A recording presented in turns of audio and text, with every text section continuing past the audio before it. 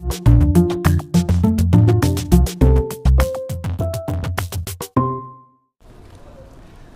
tarde, hoje é dia 20 de junho e estamos aqui hoje para discutir sobre tecnologia com uma pessoa que não é bem de tecnologia, é de um setor que em tese não tem tanta tecnologia, mas que entende muito de tecnologia e onde a gente vai ver como é que está essa interação da tecnologia com esse mundo real nosso. Até porque na tecnologia as pessoas sonham alto, né? Aí de repente vem um advogado e fala, pera, não é bem assim não é isso?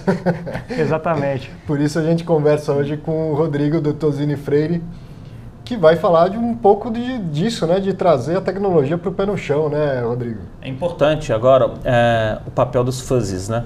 Porque a gente tem os techs, que são os cientistas, engenheiros, matemáticos e a galera toda da tecnologia, programadores, e que criaram um mundo completamente novo, numa velocidade avassaladora, e precisa um pouco agora de advogado, de psicólogo, de cientista social para poder acalmar essa onda, harmonizar e colocar aí as relações na sociedade em paz para que seja uma vantagem, né? Um mundo melhor e não apenas repetição do que já existiu até agora da mesma forma de sempre. Tem que utilizar a oportunidade para inovar. E aproveitando a chuva, vamos pegar alguns temas aqui que tecnologia foi bem importante para a gente, está sendo bem importante. Então, assim, uma das coisas que a gente sempre fala em relação ao Brasil é o sistema brasileiro de pagamentos, né? O Brasil é um dos mais avançados, você consegue mandar a TED ali na hora e tal.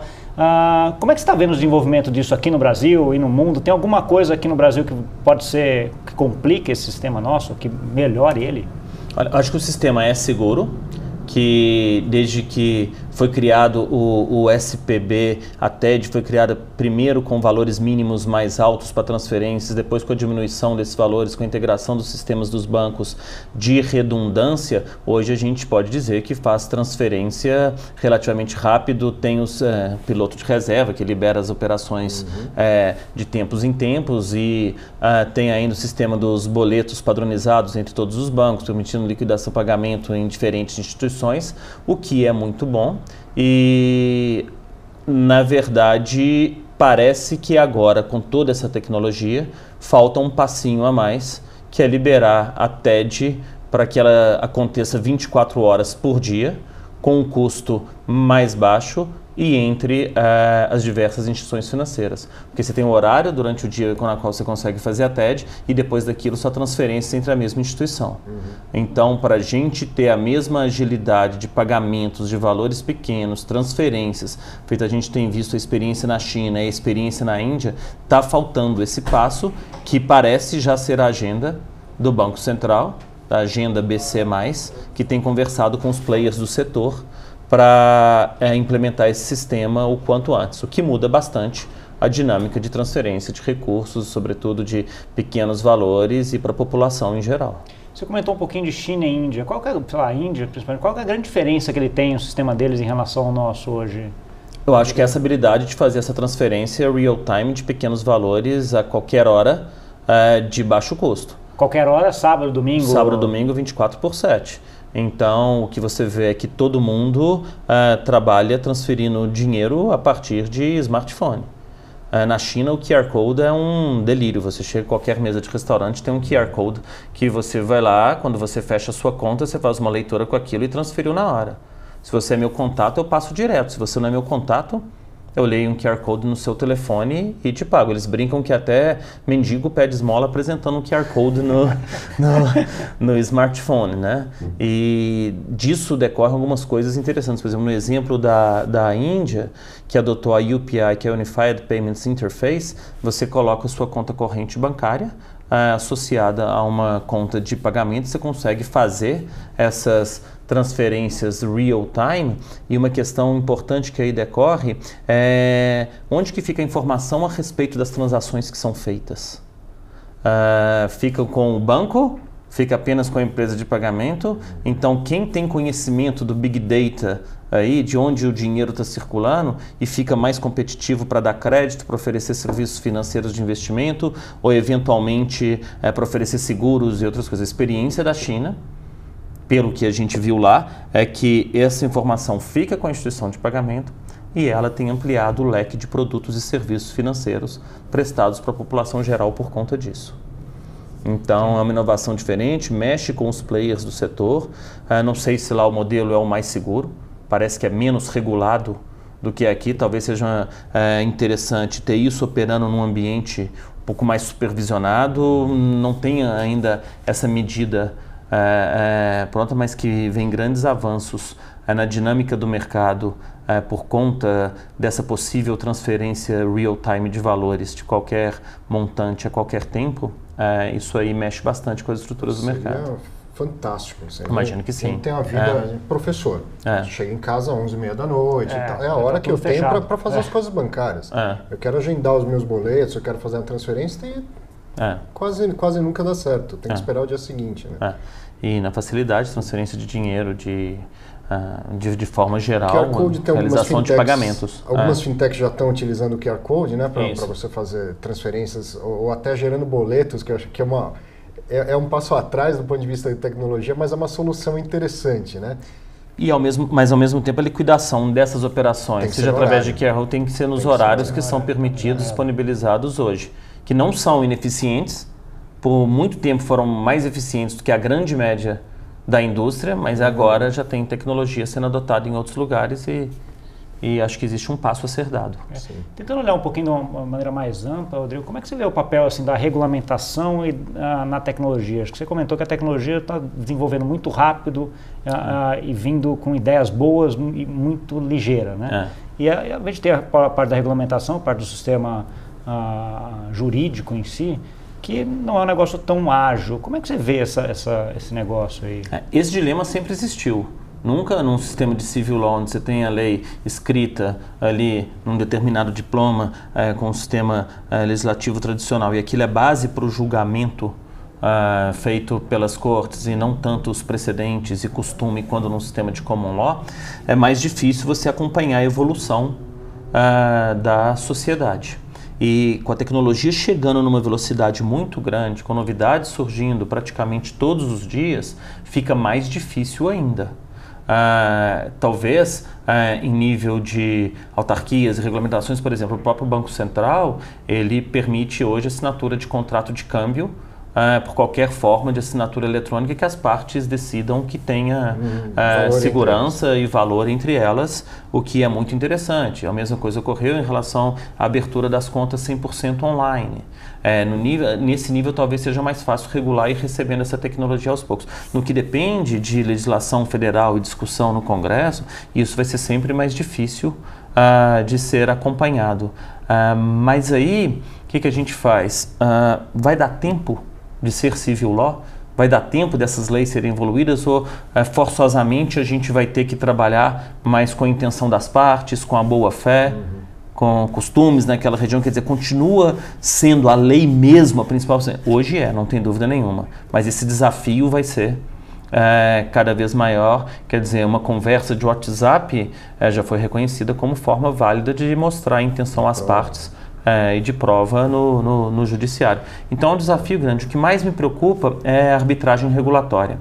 A gente tem que ser ágil e tem que acertar a mão na regulamentação para não afastar a inovação e os benefícios econômicos para a sociedade em geral que vem da inovação. Então, se você regula demais, o mundo hoje não tem fronteiras. O pessoal vai fazer em outra jurisdição, onde ele tenha um ambiente regulatório mais favorável. Se você regula de menos, você pode criar situações assimétricas ali, que você coloca as pessoas em risco, o patrimônio das pessoas em risco, e você vai ter que ir adequando de tempos em tempos. Hoje fala muito em Regulatory Sandbox, que é um modelo em que você tem um determinado conceito novo, você deixa aquilo funcionar até um determinado limite, até um determinado valor de operação e vê como isso funciona no mercado, e depois você decide adotar com ajustes ou não adotar determinada inovação. Mas assim, é preciso que a gente esteja antenado.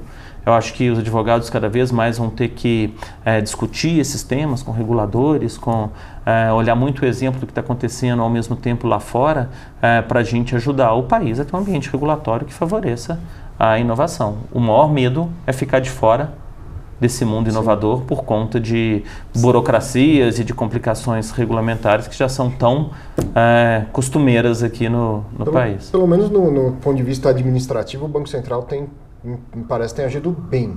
E parecido com isso que você está dizendo, assim, na regulação das fintechs de crédito, O próprio presidente do Banco Central falou, a gente regulamentou, por enquanto está assim, vamos deixar andar. Na hora que isso atingir um determinado valor, a gente vê se tem que mudar a regulamentação.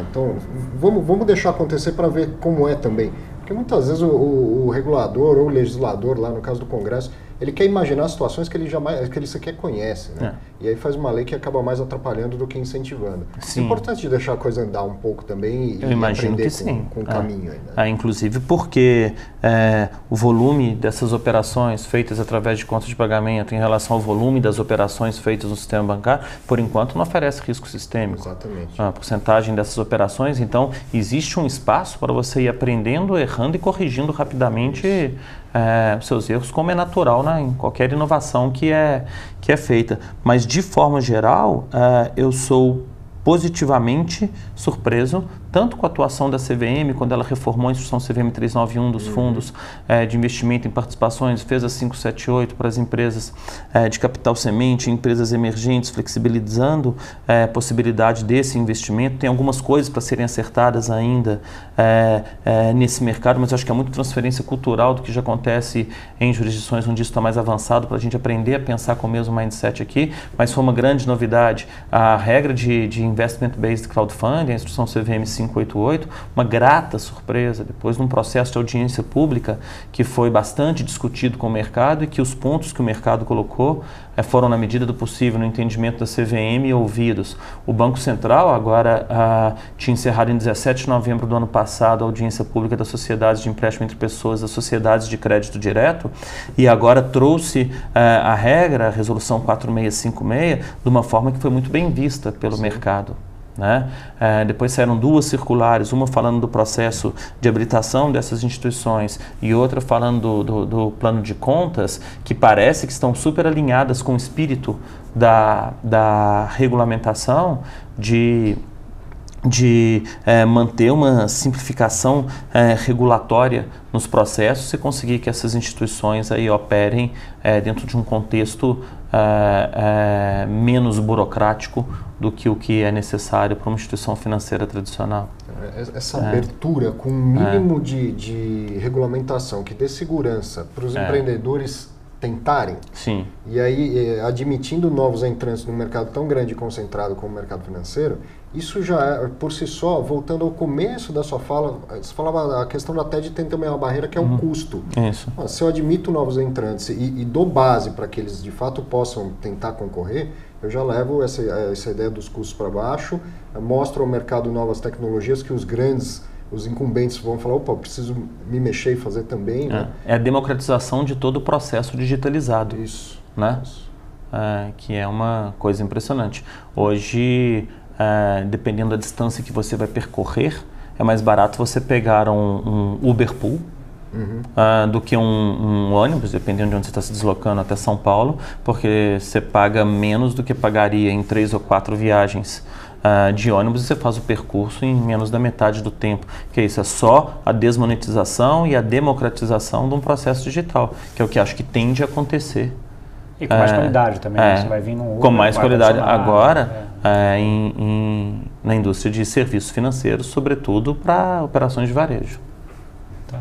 A gente via já um movimento das fintechs, você vê a distribuição das fintechs, tinha uma grande parte, acho que quase perto de um terço, depende de como é que você mexe, que já eram fintechs na parte de crédito, né, de peer-to-peer, ou dessas outras modalidades. Como é que você viu esse movimento? Você que está bem inteirado. Você acha que o negócio vai aumentar mais ainda ou as fintechs tem mais gente buscando montar depois dessa legislação? Olha, a peer-to-peer, coisa interessante, porque nunca existiu um modelo puro no Brasil.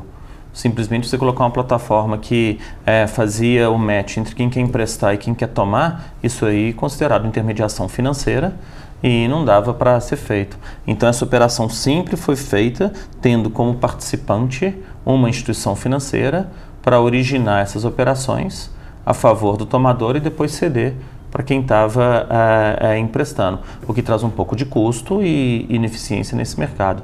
Mas também não é todo mundo que operava como fintech de crédito que tem estrutura de capital, em princípio o capital regulatório mínimo é 1 milhão, que tem um modelo de negócios ou que tem uma infraestrutura de informática e tecnologia capaz de operar no mercado. Você vai ter que propor o seu projeto para o Banco Central e ali tem uma certa discricionariedade para você avaliar a conveniência ou não e a possibilidade daquele determinado player atuar. Mas a verdade é que essa operação que existe hoje ainda pode continuar sendo feita para quem não tem tamanho, para quem ainda não tem mercado. E na medida que cresçam, você pode evoluir. Agora você tem, por exemplo, diversas outras situações que podem ocorrer. Tem grande administradora de condomínio predial, hoje, que tem uma carteira de clientes super grande, que tem todo o hábito de consumo daquele condomínio em relação a diversos serviços e necessidade de reformas e sabe o critério de adimplência ou não das taxas de condomínio pelos moradores, que ela pode estar interessada em dar créditos para o condomínio para diversas finalidades. Então, assim, você tem cliente, você tem informação, talvez agora tenha ficado mais fácil você dar crédito em um determinado contexto. Um ambiente menos nebuloso nesse sentido. Então, é engraçado, né? Quer dizer, você pode ter novos players, empresas de algum setor, varejo, ou num determinado contexto, que nunca pensaram nisso, mas que podem ter crédito com opção. Você tem diversos varejistas de médio porte aí, que nunca tiveram porte suficiente para fazer parceria com uma instituição financeira, para vender parcelado, e que agora talvez possam ter sua própria instituição. Então, eu acho que... abre mercado. Abre mercado. Acho que tem muita coisa acontecendo e mais coisa para acontecer ainda. Uma outra pergunta, mudando agora de tecnologia, vamos falar um pouquinho de blockchain. Blockchain é a tecnologia, um pouco da vedete aí do mercado hoje em dia, todo mundo falando sobre ela, está num hype enorme e tal.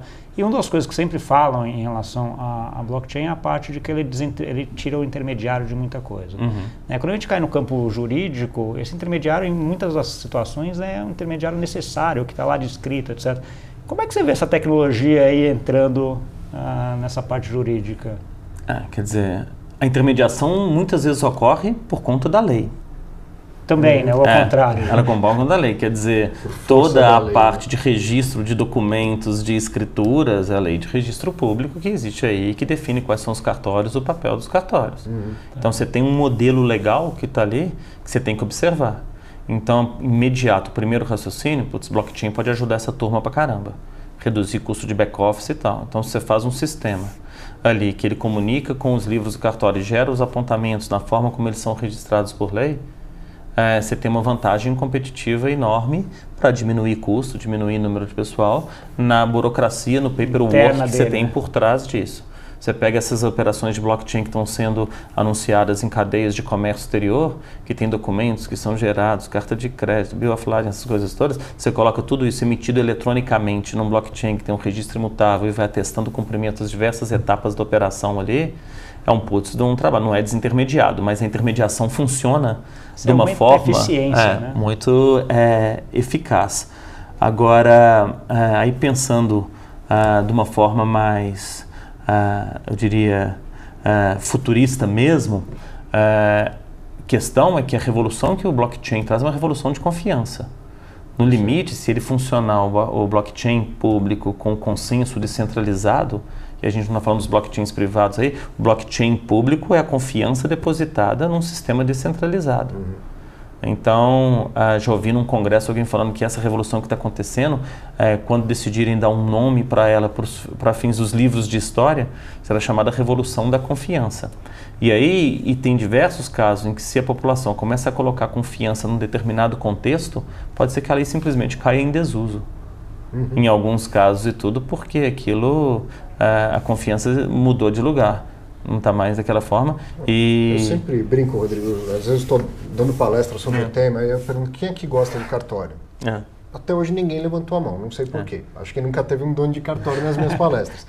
E aí eu falo, eu tenho um apartamento para vender, eu quero vender ele pelo preço de mercado, mas eu não passo a escritura. Quem compra? Ninguém compra o meu apartamento. Sim, ninguém vai comprar. Então hoje a gente deposita confiança nesse terceiro. Né? Sim. E aí essa mudança... volta às origens do direito, que são os usos e costumes. Enquanto as pessoas não estiverem dispostas a depositar confiança em algo que elas não conhecem ou que é disperso, não adianta lei nem tecnologia, né? Precisa de uma mudança cultural, né? E tem uma transição, né? Por isso é que eu falo, é uma ótima oportunidade de redução de custo. Se o cartório puder prestar o serviço por um valor menor, porque ele teve uma redução de custo, o importante é que isso chegue à população e gere bem-estar. Exatamente. Né? Porque a gente fica vendo a Bitcoin e outras criptos chegam a 500 bilhões de dólares de valor de mercado. Vamos ver o que foi feito de inclusão financeira até agora. O que diminuiu o custo de transferência para um cara num país pobre que trabalha num país rico e tem que mandar dinheiro para a família sempre. Quer dizer, então assim, esses são os grandes objetivos que a gente tem que buscar e que talvez precise de uma inovação nossa mesmo para usar essa tecnologia a favor desses propósitos. Né? Advogado tem uns emprego pro resto da vida aí, né? Só para fazer essa ajuste aqui dessa já que você falou, para você estudante de direito que está assistindo o Rodrigo aqui, já percebeu que só direito romano não vai dar para estudar, né? Precisa olhar para frente também, né? Deixa todas as Lawtechs virem, vamos utilizar nos escritórios intensivamente toda a tecnologia para fazer todo o trabalho repetitivo, nos ajudar com pesquisa e vamos pensar as novas relações jurídicas que surgem das novas tecnologias, desde o caso clássico da responsabilidade por acidente do carro autônomo, um médico participando de uma cirurgia de forma remota, as consequências financeiras e não financeiras do blockchain. Tem um mundo novo para ser explorado, aí é a melhor época do mundo para ser advogado. Ô Rodrigo, a gente já está estourado no tempo aqui, mas eu queria só te fazer uma pergunta bem rápida. Tem um monte de gente pensando, vou montar meu negócio, vou montar minha fintech e tal. As pessoas lembram de fazer uma pré-consultoria com um advogado? Na maioria dos casos, não. E eu concordo que é mais importante desenvolver o produto, procurar um market fit, montar um time aí, mas não demora muito também não, porque tem algumas coisas que você não vai poder, você vai precisar corrigir e vai precisar certificar que você fez antes de se apresentar para um investidor, antes de se apresentar para um VC, alguma coisa. Não adianta, ninguém fala bem de advogado, mas sem advogado o mundo não anda. E a gente está aprendendo a viver esse mundo, a ser cada vez mais pro-business. Isso aí. Tá bom? Ótimo. Muito obrigado. Beleza. Não, eu que agradeço a oportunidade. Hoje tivemos aqui uma conversa espetacular com o Rodrigo aqui. Obrigado, Rodrigo. Não, eu que agradeço. Foi muito bom. Você viu que assim tem muita coisa para ser feita aí nessa junção aí dessa tecnologia nova com esse mundo que a gente tem hoje, né? E muitos desafios aí a serem vencidos. Isso aí. Né? Então é isso. Muito bom. Semana que vem tem mais. Grande abraço. Tchau, tchau. Tchau.